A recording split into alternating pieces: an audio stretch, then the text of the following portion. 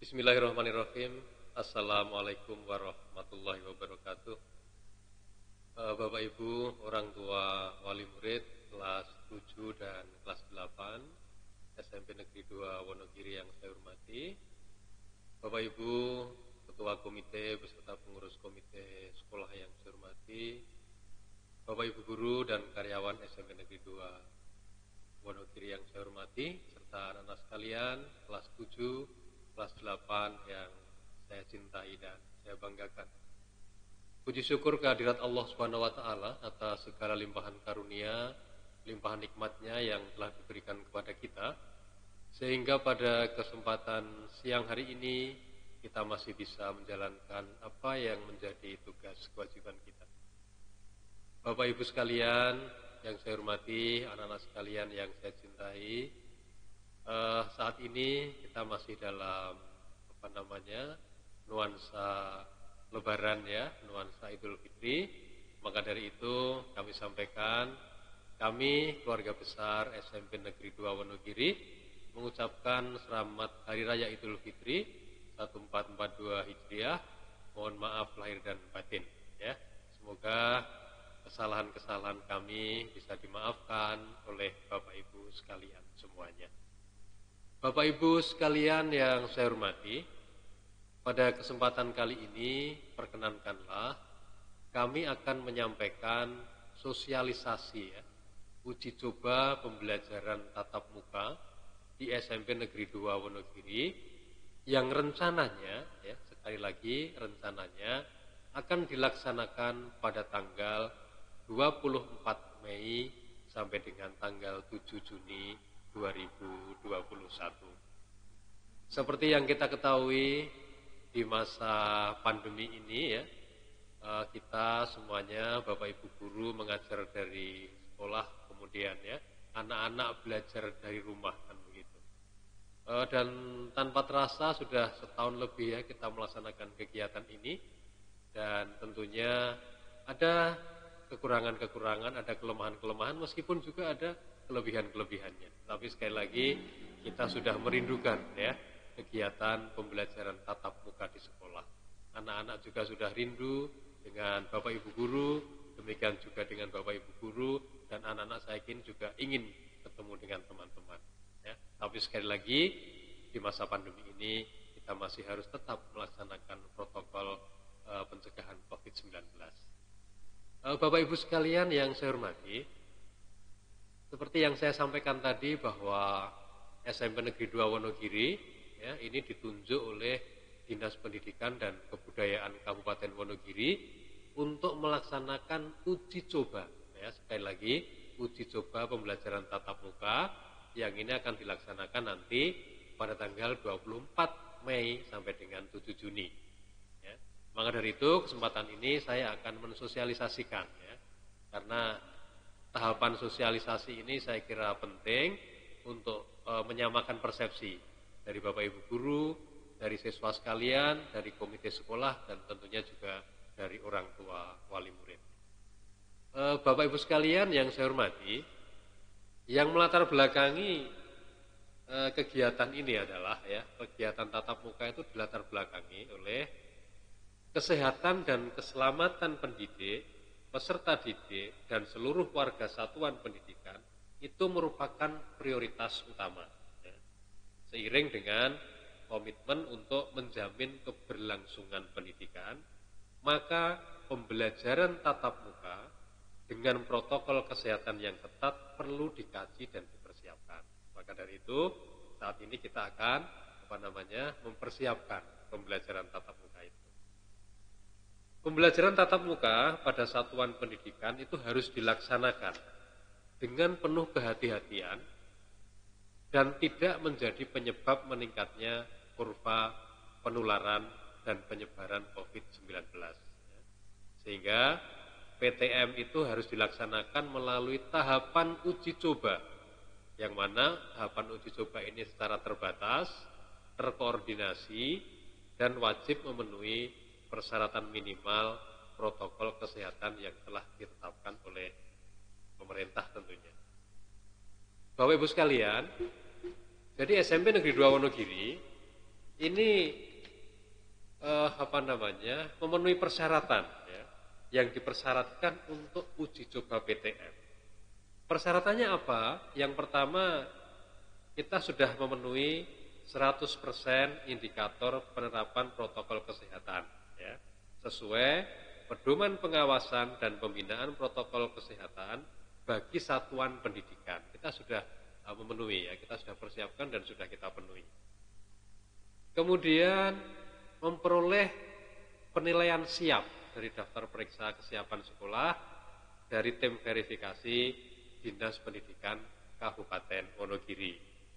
Kemudian nanti yang perlu kita persiapkan untuk uji coba tatap muka ini perlu izin dari orang tua atau wali peserta didik. Yang saat ini kita juga masih proses ya untuk izin dari orang tua ini. Karena memang sekolah siap, Bapak Ibu guru siap, tetapi ketika orang tua tidak mengizinkan maka anak-anaknya pun itu harus kita layani dengan pembelajaran jarak jauh. Kemudian tentunya mendapat izin dari gugus tugas kabupaten dan juga tentunya ini mendapat izin dari pemerintah daerah ya, tentunya lewat Dinas Pendidikan dan Kebudayaan. Bapak Ibu sekalian yang saya hormati, SMP Negeri 2 Wonogiri telah melakukan persiapan-persiapan tentunya, yang saya kira ini persiapan sudah kita lakukan, diantaranya membentuk Satgas Covid ya, kemudian menyusun SOP, mengidentifikasi kesiapan, kemudian kita menyusun data guru berdasar komorbid, tempat tinggal ya, sarananya kita persiapkan, kemudian kita mengidentifikasi peran lintas sektor. Artinya yang akan saya sampaikan kepada orang tua semuanya adalah bahwa SMP Negeri 2 Wonogiri telah mempersiapkan segala sesuatunya nanti di dalam pelaksanaan uji coba ini. Nah, Bapak Ibu sekalian yang saya hormati, uji coba tatap muka nanti dalam pelaksanaannya ya, jadi kita fokus pelaksanaannya ini melaksanakan penerapan protokol kesehatan ya. Tentunya protokol kesehatan ini dimulai ya dari mencuci tangan dengan sabun, memakai masker, menjaga jarak ya, menghindari kerumunan kan begitu. Kemudian nanti anak-anak ketika tatap muka ini dalam satu ruang hanya berisi maksimal 16 siswa ya. Karena ini apa? Dalam rangka menghindari kerumunan tadi. Kemudian dalam pelaksanaannya nanti kita ada 2 shift ya. Jadi ada 2 shift. Shift yang pertama nanti kita laksanakan, nanti ada penjadwalannya setelah ini ya.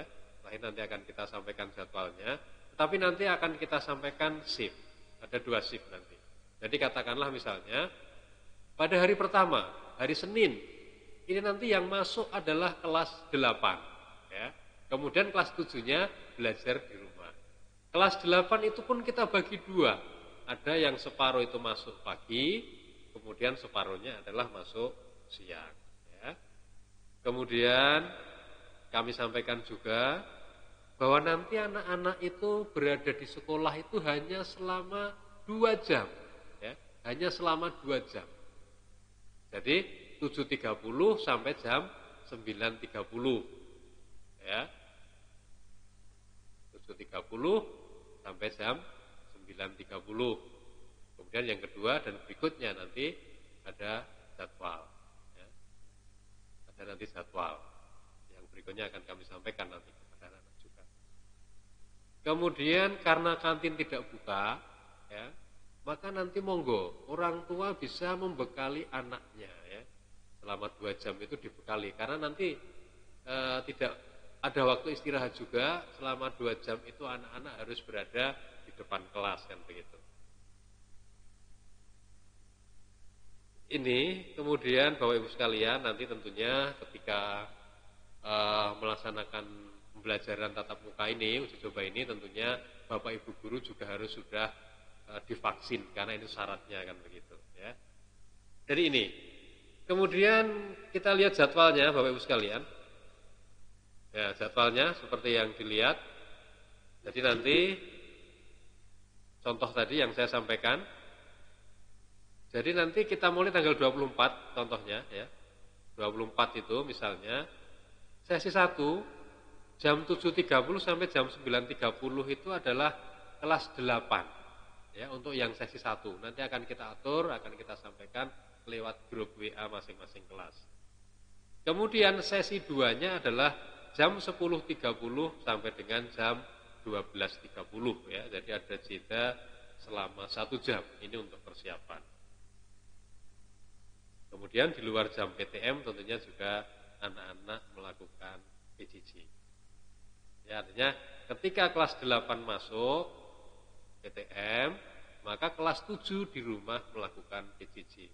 Demikian juga sebaliknya, hari Selasa misalnya, kelas 7 masuk, kemudian kelas 8-nya PJJ. Demikian seterusnya nanti jadwal akan kita sampaikan. Bapak Ibu sekalian yang saya hormati, untuk yang berikutnya ini saya perlu kami sampaikan pada penjagaan semuanya tentang adaptasi, ya, adaptasi kebiasaan baru. Ya. Jadi memang uji coba tatap muka ini tujuan utamanya adalah untuk membiasakan, ya, membiasakan kebiasaan baru. Maka dari itu dalam uji coba ini pun ini nanti harus kita ikuti ini adaptasi kebiasaan baru ini. Yang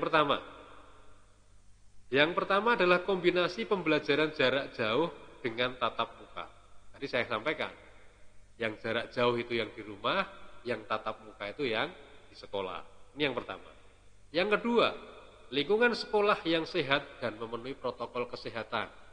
Lingkungan sekolahnya tadi ada tempat cuci tangan pakai sabun, ada hand sanitizer, kemudian kita lakukan disinfektan, ya, disinfeksi, ya, penyemprotan sebelum ruangan itu digunakan ataupun sesudah ruangan digunakan.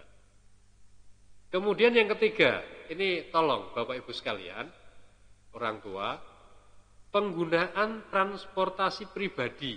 Ya. Jadi gini, selama masa uji coba ini nanti, anak-anak hanya diperbolehkan mengikuti uji coba ini ketika menggunakan transportasi pribadi. Artinya, itu bisa diantar orang tuanya ke sekolah. Mungkin ada yang menggunakan mobil, ada yang menggunakan sepeda. Tapi yang akan saya tekankan di sini adalah bahwa tidak diperkenankan selama uji coba ini nanti anak-anak menggunakan kendaraan umum, ya, menggunakan angkutan, menggunakan bis ataupun transportasi yang lain.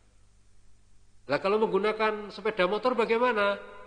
Ya, karena anak-anak SMP ini kan memang belum memenuhi syarat untuk menggunakan kendaraan bermotor. Sehingga demi keselamatan tentunya hal ini pun juga tidak diperbolehkan. Nah, kalau menggunakan sepeda ontel bagaimana? Monggo silahkan ya. Nanti kita ya siapkan tempat parkirnya di sekolah, bisa di halaman ataupun di tempat yang lain. Ya.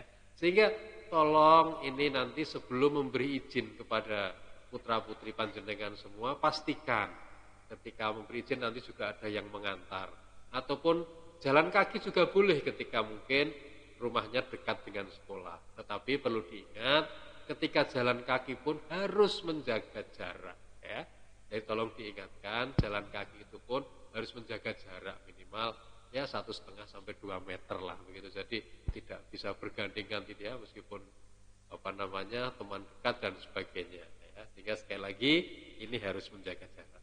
Sehingga tolong nanti ketika ingin mengizinkan, pastikan bahwa ada yang mengantar ke sekolah ataupun datang dengan jalan kaki ataupun dengan menggunakan sepeda ontel katakanlah begitu. Kemudian dalam pembelajaran pun juga menerapkan protokol kesehatan ya. Kemudian perilaku hidup sehat dalam kehidupan sehari-hari. Kemudian penanganan dan penata laksanaan tindak lanjut warga sekolah yang terdeteksi COVID-19. Jadi pada tatap muka ini kita sudah bekerja sama dengan puskesmas ya. Nanti ketika ada permasalahan terkait dengan kondisi kesehatan anak yang langsung ditangani oleh puskesmas kan begitu. Tapi kita berdoa mudah-mudahan nanti pelaksanaan uji coba nanti berjalan dengan lancar tanpa ada suatu apa. Nah, Bapak Ibu sekalian yang saya hormati, dengan adanya pembelajaran tatap muka ini, maka apa peran orang tua atau dalam hal ini komite sekolah ya, atau ya fokus saja ke orang tua. Perannya apa? Perannya yang pertama tentunya adalah memberi dukungan melalui izin pembelajaran tatap muka. Jadi monggo kalau memang panjenengan menyetujui, ya silahkan anak-anak untuk diizinkan ya, mengikuti pembelajaran tatap muka. Ya. Kemudian yang kedua apa? Melakukan pendampingan peserta didik di rumah untuk disiplin melakukan protokol kesehatan secara ketat. Ya. Jadi orang tua nanti memang mempersiapkan dari awal, dari rumah sampai dengan sekolah, sampai dengan ke rumah lagi untuk menerapkan protokol kesehatan secara ketat. Kemudian orang tua selalu berkoordinasi, selalu berkomunikasi dengan sekolah untuk pelaksanaan protokol kesehatan. Jadi ini saya kira Bapak Ibu sekalian peran yang harus dilalui, yang harus dilakukan oleh orang tua. Kemudian nanti di sekolah tentunya juga ada pengawasan protokol kesehatan ya. Di antaranya nanti sarananya seperti apa. Yang ini terus saja ya karena ini kondisi sekolah. Ya untuk sarana ini sekolah sudah dipersiapkan. Kemudian kondisi kelasnya insya Allah ini juga sudah disiapkan sekolah ini, pengaturan-pengaturannya. Kemudian sekali lagi nanti kantin tidak buka ya. Kantin tidak buka. Kemudian persiapan toilet juga sudah kita persiapkan untuk laki-laki dan perempuan. Ya ruang ibadah ini juga selama ini juga tidak kita pergunakan untuk anak-anak kan begitu, untuk jamaah, sehingga tidak menggunakan ruang ibadah. Nah ruang UKS kita persiapkan ya, karena ruang UKS ini adalah sarana yang mendukung untuk pembelajaran tatap muka, sehingga saya kira ini harus kita persiapkan dan kita sudah persiapkan dan kita sudah koordinasi dengan Puskesmas untuk mempersiapkan ruangan UKS.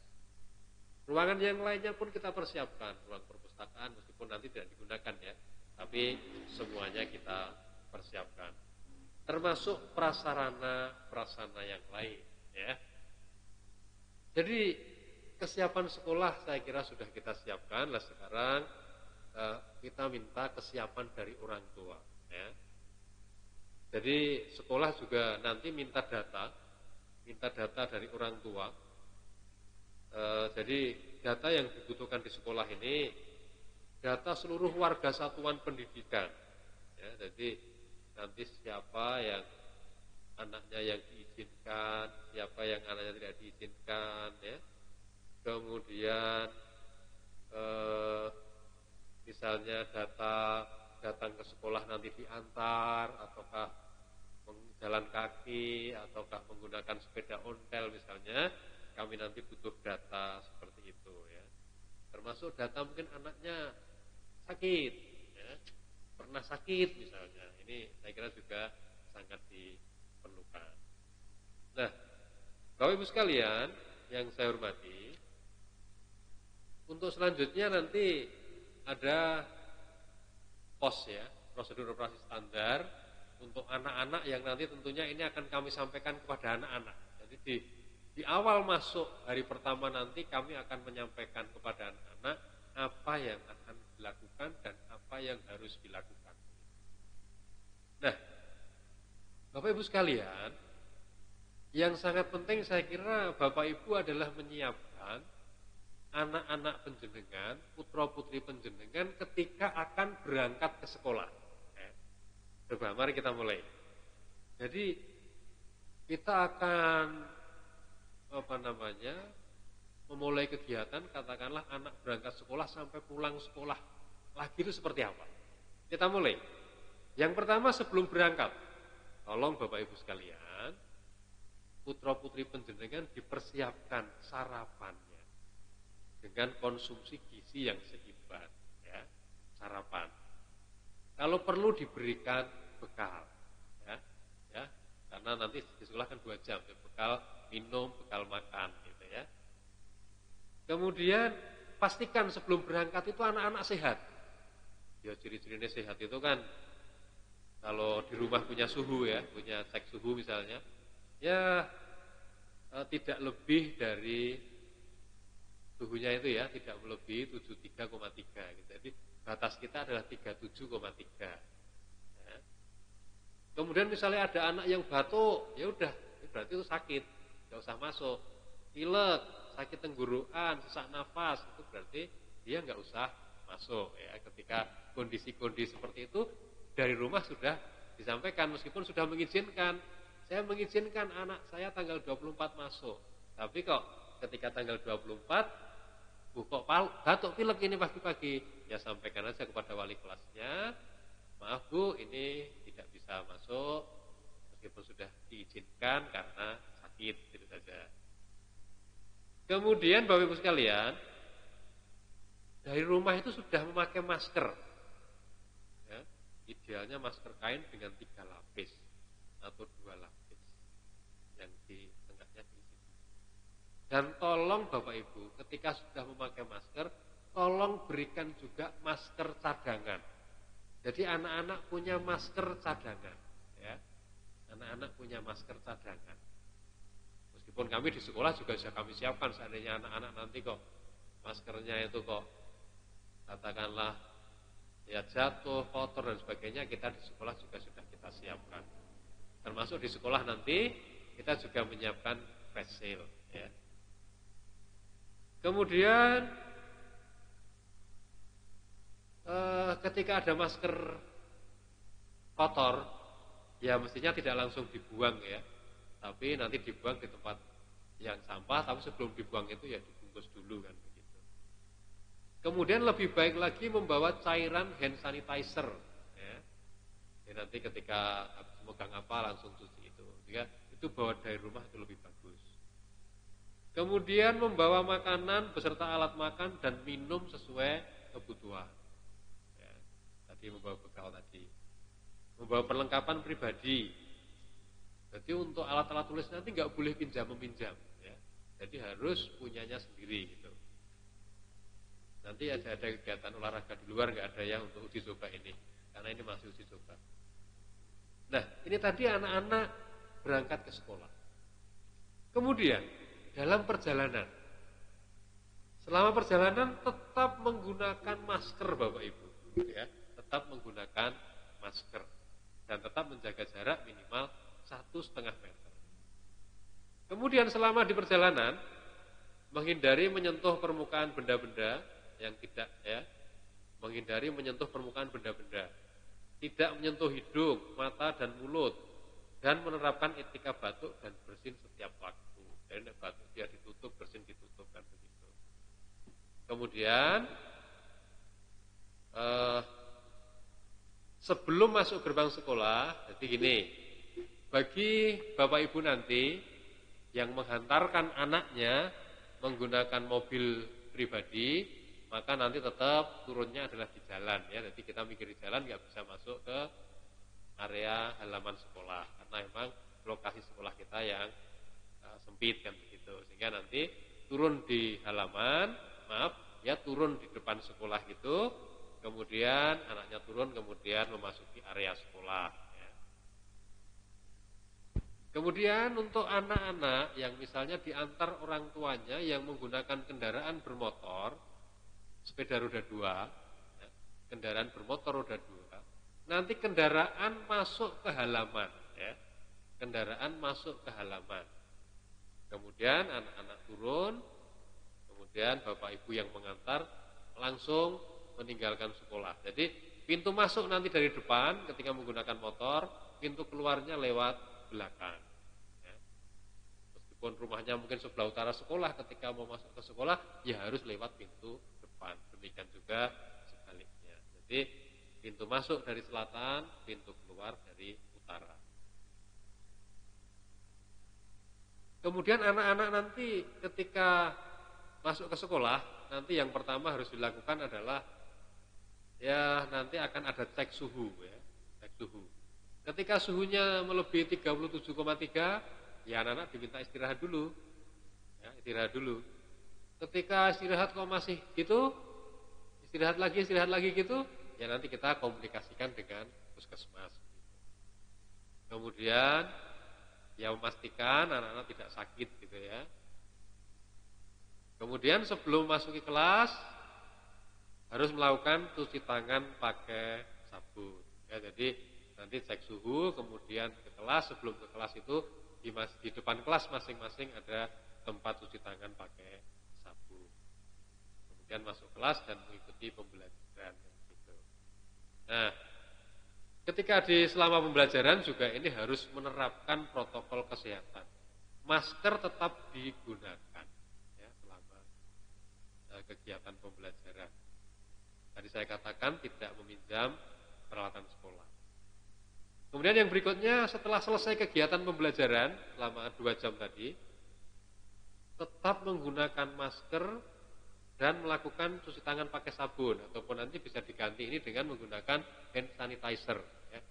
Karena nanti cuci tangan pakai sabun mungkin antrinya kan karena bersamaan ya, mungkin kan nanti menimbulkan kerumunan, maka nanti di masing-masing kelas akan kita siapkan hand sanitizer. Jadi sebelum pulang itu anak-anak itu sudah menggunakan hand sanitizer. Kemudian nanti keluarnya juga tidak bersama-sama. Karena nanti ada 8 kelas ya kita berurutan. Keluar dari ruang 1 dulu. Itu pun tidak bersama-sama ya, nanti harus ada jaraknya juga gitu. Jadi nomor 1 dulu keluar, nomor 2 keluar, nomor 3 keluar dan seterusnya begitu. Sehingga harapannya dengan begini akan menghindari kerumunan ya.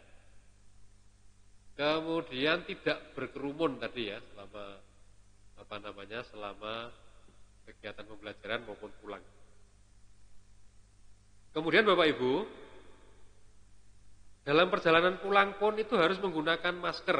Tadi sama ketika tadi berangkat tadi ya, harus menggunakan masker, tidak menyentuh benda-benda gitu dan seterusnya tadi.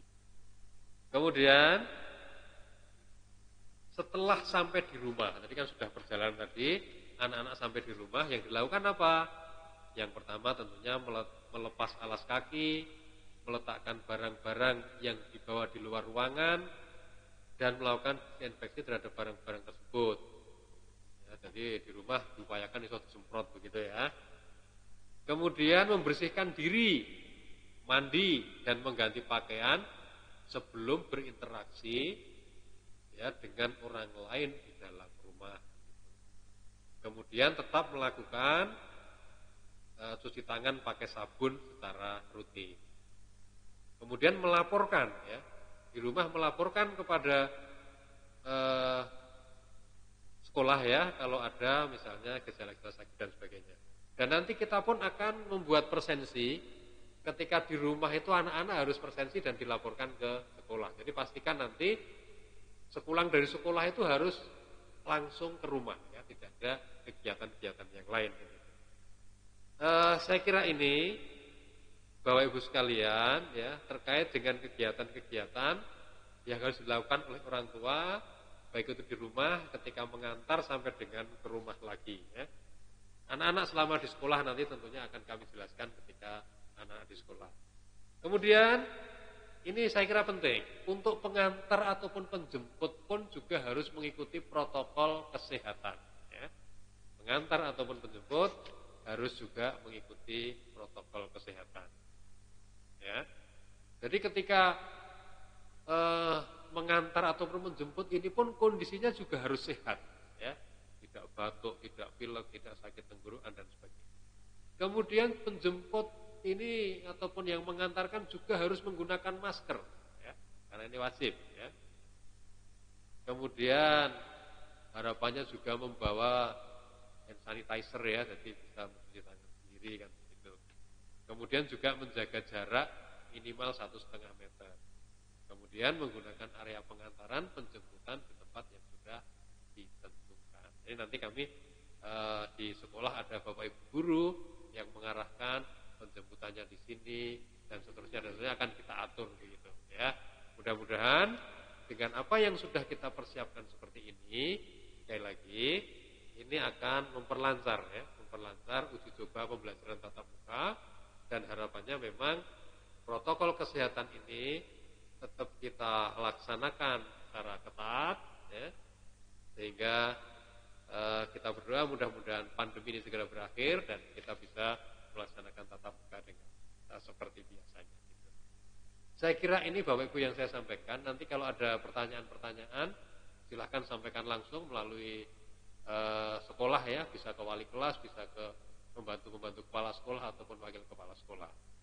Bapak Ibu sekalian yang saya hormati, untuk selanjutnya yang kami butuhkan saat ini tentunya adalah informasi dari orang tua terkait dengan izin. Karena saya lihat kemarin ada orang tua yang mengizinkan, tapi ketika kami lihat orang tua yang mengizinkan itu sarana transportasinya masih menggunakan kendaraan umum kan gitu.